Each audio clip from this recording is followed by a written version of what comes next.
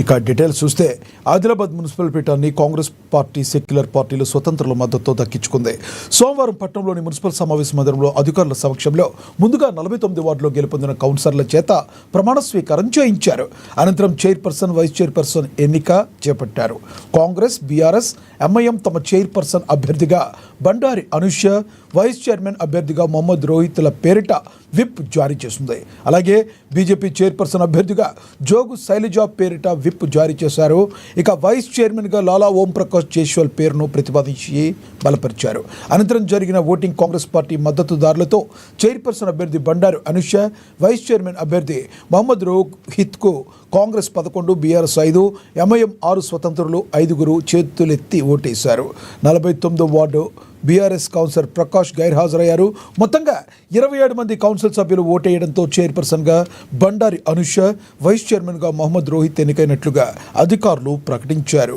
అనంతరం వారికి ధృవీకరణ పత్రాలు అందించారు. అటు బీజేపీ అభ్యర్థులకు 21 ఓట్లు మాత్రమే దక్కడంతో మున్సిపల్ పీఠం అందని ద్రాక్షగానే మారింది.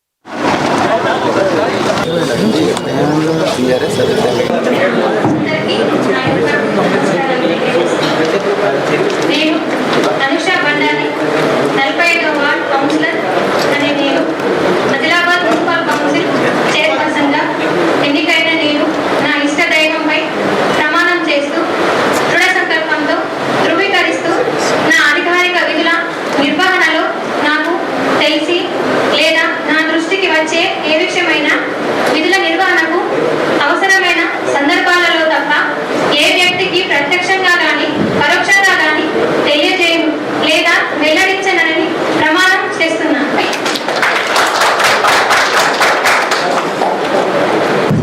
मैं मोहम्मद रोहित आदिलाबाद म्युनिसिपल काउंसिल के वाइस चेयरमैन के तौर पर मुंतखब होने के बाद खुदा के नाम पर हलफ उठाता हूँ और पुख्ता तौर पर भारत के आइन के मुताबिक इस बात की तस्दीक करता हूँ कि मैं किसी भी शख्स से बराह रास्त या बिलरास्त रास्ता नहीं करूँगा और ना ही जाहिर करूँगा सिवाय वाजिबुल